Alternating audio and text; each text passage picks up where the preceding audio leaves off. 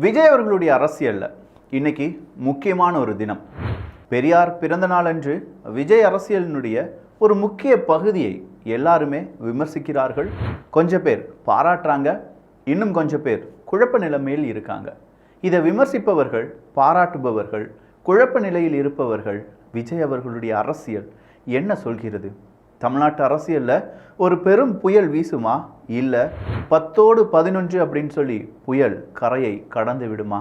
இந்த ஒரு பதிவு விஜய் அவர்களுடைய அரசியலில் மட்டும் புயல் கிளப்புவது கிடையாது, சில அரசியல் கூட்டணிகளுக்குள்ளும் புயல் வருவதற்கான வாய்ப்புகள் இருக்குது அப்படிங்கிறத உங்களுக்கு எடுத்து சொல்வதற்கு தான். இது தமிழ் பொக்ஷம் வழங்கும் ஆழமான அரசியல் சதுரங்கம்.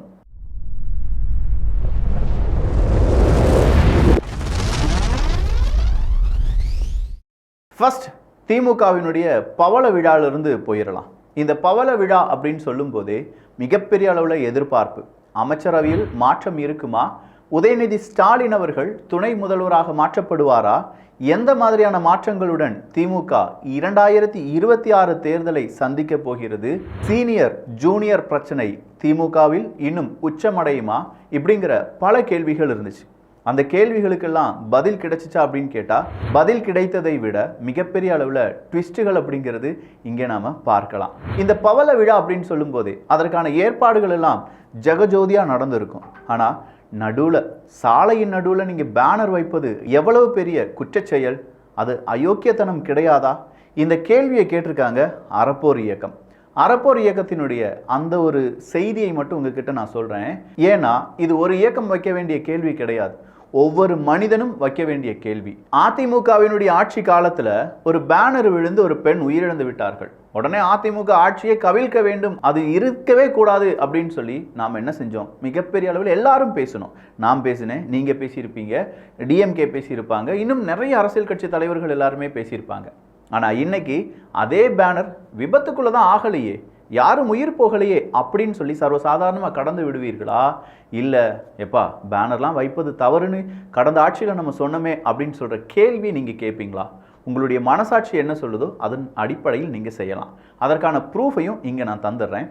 அறப்போர் இயக்கம் சாலைகளில் பேனர் வைப்பது, கொடி கட்டுவது, அலங்கார வளைவுகள் அமைப்பது போன்ற செயல்கள் விபத்துகளை ஏற்படுத்தும் அபாயம் கொண்டவை என்று மற்ற கட்சிகளை எச்சரிக்கும் தமிழக காவல்துறை அந்த ஆபத்தான சட்ட மீறலை திமுக செய்யும் போது எங்கே பூ பறிக்க போகிறது? நியாயமான கேள்வி. ஆளும் கட்சி செஞ்சா அது எந்த விதமான பிரச்சனையும் கிடையாது.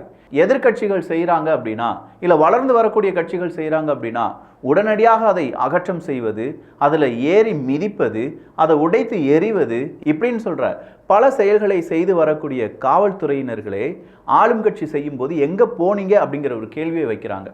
இதை ஒவ்வொரு காவல்துறை அதிகாரியும் கேள்வியாக அவர்களுக்குள்ளே கேட்டுக்கொள்வார்கள் அப்படின்னு சொல்லி நாமும் நினைப்போம்.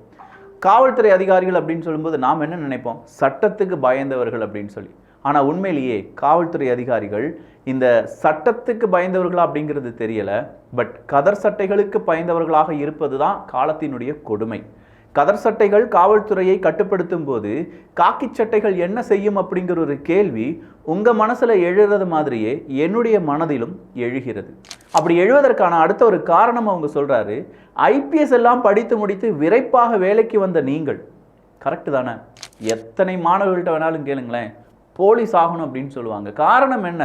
தப்பு செய்கிறவனை தட்டி கேட்கலாம், எப்படியா இருந்தாலும் சரி, உயிரே போனாலும் சரி, நியாயமாக நடந்துக்கலாம், சட்டத்தை மதிக்க வைக்க நம்முடைய அதிகாரத்தை பயன்படுத்தலாம், வேற யாராவது சட்டத்துக்கு புறம்பா செஞ்சாங்கன்னா அரெஸ்ட் பண்ணலாம் அப்படின்னு சொல்லி ஐஏஎஸ்க்கு பிறகு ஐபிஎஸ் ஆகக்கூடிய கனவுகளில் தான் நிறைய இளைஞர்கள் இருப்பாங்க.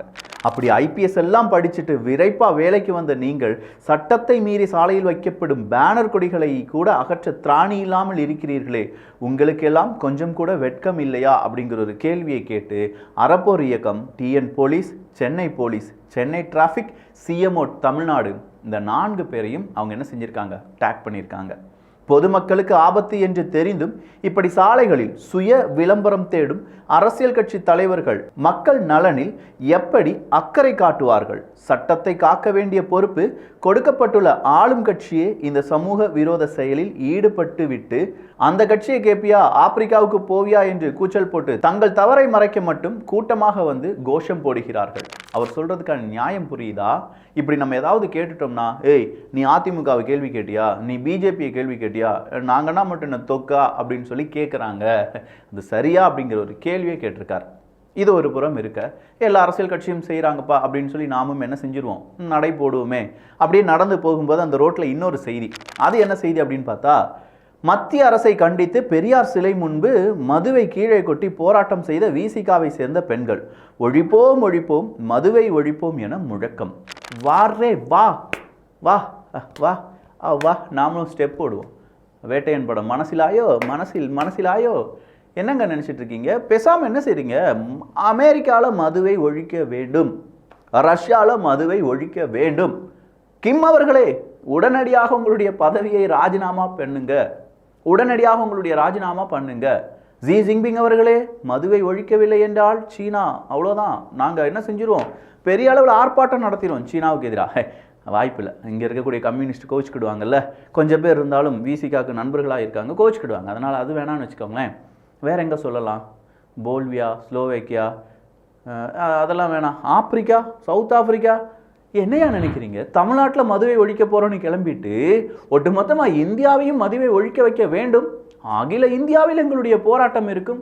அடுத்ததான் நேராக நாங்கள் என்ன செய்வோம், உலகத்தில் மதுவை ஒழிக்க போராடும், நேராக சந்திர மண்டலத்துக்கே போயிடுவோம், போயிட்டு மதுவை ஒழிக்க போராடுவோம். ஃபஸ்ட்டு இருக்கிற வீட்டில் என்ன இல்லை இருக்குங்கிறத பார்த்துட்டு அடுத்த வீட்டில் என்ன இருக்குது அப்படிங்கிறத எட்டி பார்க்கலாம். அதன் பிறகு அடுத்த ஊரில் என்ன இருக்குன்னு எட்டி பார்க்கலாம். அதன் பிறகு அடுத்த ஸ்டேட்டில் என்ன இருக்குன்னு பார்க்கலாம். அதன் பிறகு அடுத்த நாட்டில் என்ன இருக்குன்னு பார்க்கலாம் அப்படின்னு சொல்லுவாங்க தெரியுமா?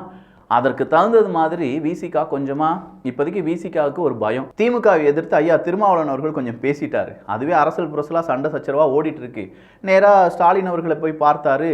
ஆளும் கட்சியாக இருக்கக்கூடிய நீங்கள் ஆட்சியிலும் அதிகாரத்திலும் எங்களுக்கு பங்கு வேண்டும் அப்படின்னு சொல்லி கேட்டிங்களா தலைவரே அப்படின்னு கேட்டால், அதெல்லாம் நான் கேட்கல, மதுவை ஒழிக்க மாநாடு நடத்துகிறோம், வந்து சேர்ந்துருங்க அப்படின்னு சொன்னோம். அதுக்கு நாங்கள் கொஞ்சம் பேரை வேணால் அனுப்பி வைக்கிறோம், RS பாரதி அவர்களாக வருவாங்க, எனக்கு கொஞ்சம் முக்கியமான வேலை இருக்குது அப்படின்னு சொல்லிட்டு மட்டும் விட்டுட்டாங்கங்கிற மாதிரி செய்திகள் இப்போது வெளியாகி இருக்கிறது.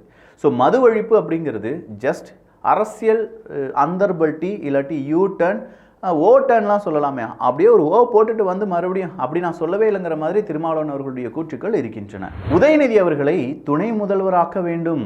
ஒரு கட்டத்தில் உங்களை எப்படி துணை முதல்வர் அப்படின்னு சொல்லி கொஞ்சம் பேர் சொன்னாங்க. மு.க. ஸ்டாலின் அவர்களே, திமுகவில் உங்களுக்கு பிறகு ஒரு நபர் வழி நடத்துவதற்கு யார் அப்படிங்கிற கை காண்பியுங்கள். எட்டப்பா கட்டப்பா அடுத்த பாகுபலி யாரப்பா அப்படின்னு கேட்குற மாதிரி உதயநிதி ஸ்டாலினை கை காண்பீங்கள், அவர் தான் அடுத்த துணை முதலமைச்சர், துணை முதலமைச்சருக்கு பிறகு அவர் தான் முதலமைச்சர் அப்படின்னு சொல்லுங்க அப்படிங்கிற ஒரு பெரிய கேள்வியை, ஒரு பெரிய கோரிக்கையை வைத்திருக்கிறார்கள் திமுகவினுடைய பவள விழாவில். அடுத்ததா தமிழக வெற்றி கழகத்தின் தலைவர் அன்பு இளவல், யாரு, ஆக்டர் விஜய் அவர்களை பாராட்டி வாழ்த்துகிறேன். தந்தை பெரியாரின் பிறந்த நாளான சமூக நீதி நாளில் அவரது திருவுருவச் சிலைக்கு மலர் தூவி வணக்கம் செலுத்தி இருப்பது அவர் விளிம்பு நிலை மக்களுக்கானவர் என்பதையும் அவருக்கு சமத்துவமே இலக்கு என்பதையும் உணர்த்துகிறது. இதையும் திருமாவளவன் அவர்கள் தான் பதிவிட்டிருக்கிறார். அது மட்டும் இல்லாமல் விஜய் அவர்களும் பெரியார் அவர்களை வாழ்த்தி இன்னைக்கு அவருக்கான பிறந்த நாள், எனவே சமூக நீதியாக இருக்கட்டும், பெண்ணிய விடுதலையாக இருக்கட்டும், பெண்களுக்கான சம உரிமையாக இருக்கட்டும், இதெல்லாமே பாதுகாக்க வேண்டும். அதன் அடிப்படையில் சமூக நீதியை மிகப்பெரிய அளவில் நமக்கு கொண்டு வந்த பெரியாருக்கு வணக்கம் அப்படிலாம் சொல்லி என்ன செஞ்சார், இன்னைக்கு ஒரு அறிக்கையை சமர்ப்பித்திருந்தார். நேராக அவரும் பெரியார் அவருடைய சிலைக்கு என்ன செஞ்சார், மாலை அணிவித்திருந்தார். நேற்று ஓணத்துக்கான விஷ் பண்ணியிருந்தார். சார், விநாயகர் சதுர்த்திக்கான விஷ் நீங்கள் செய்யவே இல்லையே. திமுக இவங்கெல்லாம் செய்கிறது தான். விநாயகர் சதுர்த்தி, தீபாவளி, தமிழர்களுடைய புத்தாண்டு, இதுக்கெல்லாம் என்ன செய்ய மாட்டாங்க, விஷ் பண்ண மாட்டாங்க. ஆனால் அதே நேரத்தில் ஓணம், கிறிஸ்மஸ், ரம்ஜான் இந்த மாதிரியான விழாக்களுக்கெல்லாம் அவங்க என்ன செய்வாங்க, விஷ் பண்ணுவாங்க. கேட்டால் அது எங்களுக்கு பிடிக்கும், இது எங்களுக்கு பிடிக்காது, அதில் மூட நம்பிக்கை இருக்குது, இதில் மூட நம்பிக்கை இல்லை அப்படின்னு சொல்லி முட்டு கொடுத்தாலும் கடைசியாக எங்கள் பார்ட்டியில் தான் 90% ஹிந்துக்கள் இருக்காங்க அப்படின்னு சொல்கிறா ஒரு மெகா முட்டையும் முட்டி விட்டுருவாங்க. இந்த பக்கமாக விஜய் அவர்கள் வராரு, பெரிய அளவில் மாற்றத்தை கொண்டு வர போகிறார் அப்படின்னு சொல்லி பார்த்தவங்களுக்கு விஜய் அவர்களும் திக மாதிரி ஒரு கட்சியாகத்தான் இருக்க போகிறது. ஸோ அதற்கு இப்போவே யார் மிகப்பெரிய அளவில் ரோடு போட்டு விடுறாங்க அப்படின்னு பார்த்தா திருமாவளவன் அவர்கள். இதை வரவேற்பது யார் அப்படின்னு பார்த்தா அதுவும் அங்கே இருக்கக்கூடிய நாம் தமிழர் கட்சி சார்ந்தவங்களாம் வரவேற்கிறார்கள். ஏன்னா பெரியார் நீங்கள் ஒரு ஆளுக்கு மட்டுமே பிராண்டு கிடையாதுல்ல. பெரியார் அப்படிங்கிறவரோ அம்பேத்கர் அப்படிங்கிறவரோ யாருமே ஒரு பார்ட்டிக்கு மட்டும், ஒரு நபருக்கு மட்டும், ஒரு பர்டிகுலர் ஜாதிக்கு மட்டும் அப்படிங்கிறதுலாம் கிடையாது. எல்லாருமே பொது தலைவர்கள், யார் வேணாலும் அவங்கள கும்பிடலாம், போற்றலாம். அதன் அடிப்படையில் பெரியாருக்கு மிகப்பெரிய மரியாதையை தந்த ஆக்டர் விஜய் அவர்களுடைய தமிழக வெற்றி கழகம் கண்டிப்பாக 2026 தேர்தலில் கடும் போட்டியை திமுகவுக்கு கொடுக்கலாம் அப்படின்னு சொல்கிறாங்க. ஸோ என்ன நடக்குது அப்படிங்கிறதுலாம் இந்த பதிவிலிருந்து கொஞ்சமாக யோசிச்சு பாருங்கள். நான் என்ன சொல்கிறேங்கிறது உங்களுக்கு புரிய வரும். இல்லையா, கீழே புரியவில்லை புரியவில்லை புரியவில்லை அப்படின்னு சொல்லி கீழே கருத்துக்களை பதிவு பண்ணுங்கள். கொஞ்சம் டீட்டெயிலாக எக்ஸ்பிளைன் பண்ணலாம். நல்லதை பகிர்ந்து நல்ல சமுதாயத்தை உருவாக்குவோம். நன்றி, வணக்கம்.